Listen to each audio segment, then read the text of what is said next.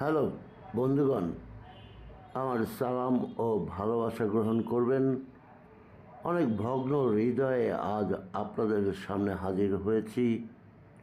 গতকাল আমরা জিততে জিততেও হেরে গেলাম সাউথ আফ্রিকার সাথে।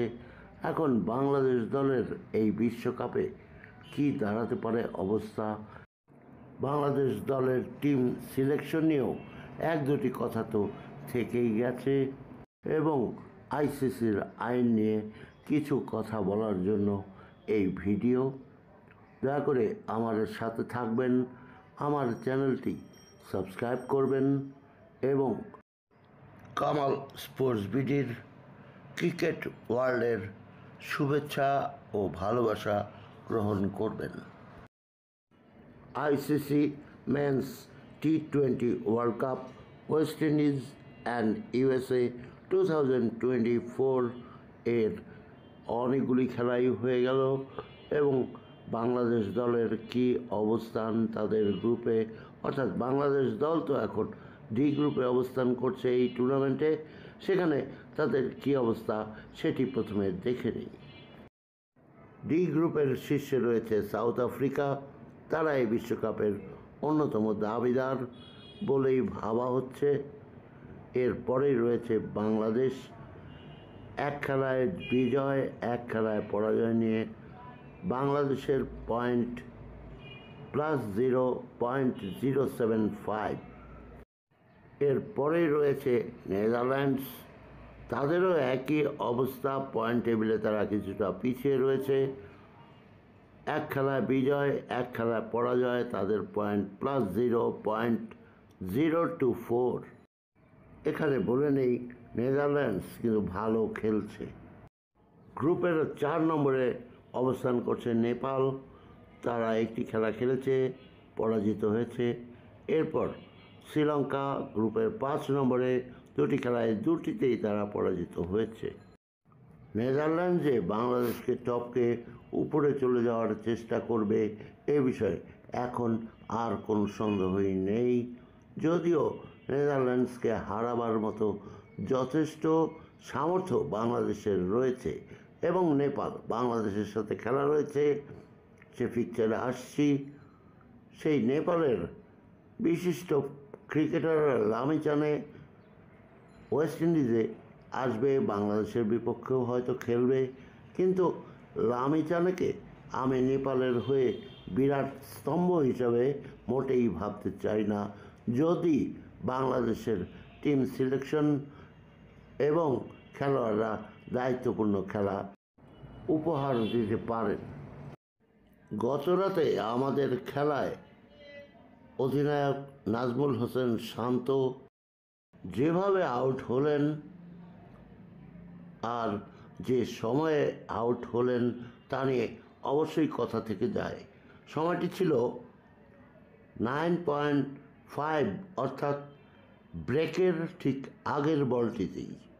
তিনি ওই সময় কেন আউট হয়ে যাবেন? তিনি একজন অধিনায়ক, তার অনেক বেশি দায়িত্ব, তাকে অবশ্যই ব্রেকের টাইমটা পার করে দেওয়া উচিত ছিল। কেননা ব্রেকে মাথা ঠান্ডা করতে পারতেন, অন্যান্য ক্রিকেটারদের সাথে কথা বলতে পারতেন, টিমের সাথে কথা বলতে পারতেন এবং ঠান্ডা মাথায় এসে তিনি তার ইনিংসকে দেখে শুনে খেলে 12, 13, 14 ওভারের দিকে নিয়ে যেতে পারতেন। কিন্তু এখানে একটি বড় ল্যাক অনুভব করা যায়, দেখা যায়। এ সময় আউট হওয়ার কোনো কারণই নেই, বিশেষত একজন অধিনায়কের পক্ষে। কথায় আসি আর একজন খেলোয়াড় সম্পর্কে। কালকে আমি বিভিন্ন ইউটিউব চ্যানেলে কমেন্ট দেখেছি, জাকির হোসেন অনিককে আজকে দলে নেওয়া হোক। ঠিক কী কারণে কমেন্টটি ছিল বলেন দেখি, আপনারাই বলেন। জাকির হোসেন অনেক টিমের কোন কাজে লেগেছেন? ফিল্ডিংয়ের সময় তাকে একবার দেখা গেছে তিনি বল করেননি। দলে লিটন কুমার দাসের মতো উইকেট কিপার থাকতে সেখানে জাকির হোসেন অনিকের তো কোনো জায়গা না থাকারই কথা। তিনি মাঠে নেমেছেন এমন এক সময়ে যখন ক্রুশিয়াল একটি টাইম দল এরপরে জিততেই পারত। এই ক্রিকেটার মাঠে নেমেছিলেন এমনই এক গুরুত্বপূর্ণ সময়ে যখন অভিজ্ঞতা একটি বড় বিষয় এবং জাকির হোসেন অনেক রান করেছেন অত্যন্ত কম, যা দলের জন্য প্রয়োজনীয় ছিল না। প্রয়োজন ছিল অনেক বেশি রানের, অর্থাৎ সে সময় দলের প্রয়োজন ছিল একটি মাত্র ছক্কার। এই ঢাকার মাঠের হার্ড হিটিং ব্যাটসম্যান বলে কথিত জাকির হোসেন, এটি যে বিশ্বকাপের মাঠ, এখানে যে অভিজ্ঞতা তার যথেষ্ট নয়, বরঞ্চ এখানে জাকির হোসেন অনেকের বদলে শেখ মেহেদিকে নামালে একান্তই কি খুবই খারাপ হতো। এর ফলে ক্যাপ্টেনও একজন বাড়তি বোলার পেয়ে যেতেন। যদিও মাহমুদুল্লাহ রিয়াদ 3 ওভার বল করেছেন এবং ভালোই বল করেছেন, সেখানে শেখ মেহেদি আরও অর্থবহ হয়ে উঠতে পারতেন এবং তার হাতে স্ট্রোক রয়েছে, তিনি একটা ছক্কা অবশ্যই মারতে পারেন।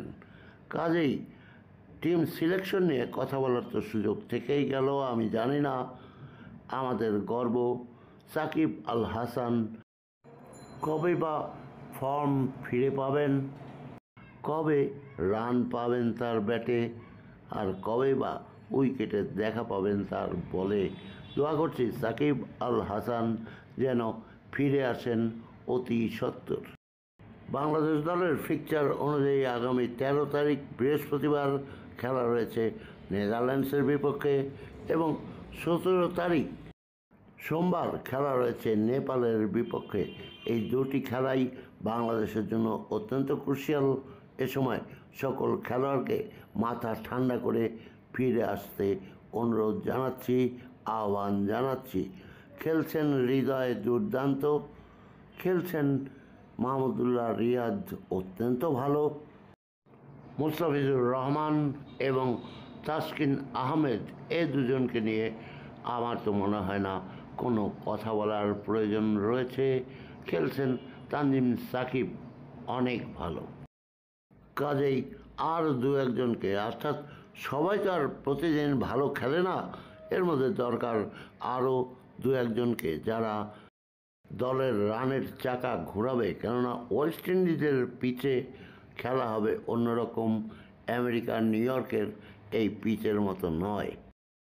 নইলে বুঝতেই পারছেন পথ হারাবে বাংলাদেশ।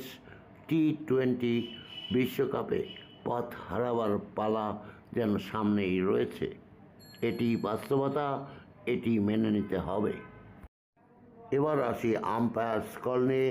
যে আম্পায়ার স্কলের ফলে আইসিসির আইন অনুযায়ী বাংলাদেশ 4টি রান থেকে বঞ্চিত হলো। এখন কথা হলো, আম্পায়ারের কল ছিল এটি আউট, রিভিউ দেখা গেল এটি আউট না, অর্থাৎ আম্পায়ারের কল ক্যান্সেল। তাহলে যে 4টি রান সেটি কেন ক্যান্সেল হবে? আমার মনে হয় আইসিসির এই বিষয়টি আবার ভাবতে হবে। ICC may review this law again. I request ICC to do this thing. এই আইনটি নিয়ে কথা বলছেন সাইমন ডুল, ওয়াসিম জাফর, আকাশ চোপড়া, কে নয় বলুন? আইসিসির এখন টনক নড়লেই হয়, কিন্তু বাংলাদেশের যা ক্ষতি হবার হয়েই গিয়েছে। এই বিষয়টি আর ফিরে আসবে না। বাংলাদেশকে নিজেদের পায়ে শক্ত করে দাঁড়াতে হবে। সামনের দিনগুলিতে আমি বাংলাদেশকেই সমর্থন করতে চাই। হারলেও বাংলাদেশ, জিতলেও বাংলাদেশ, তারপরেও আমি আপনাদের আমার সাথে চাই। আমার চ্যানেলটি সাবস্ক্রাইব করে এই ক্রিকেট ওয়ার্ল্ড কামাল স্পোর্টস বিডির সাথে থাকুন এবং আমার সালাম ভালোবাসা গ্রহণ করুন।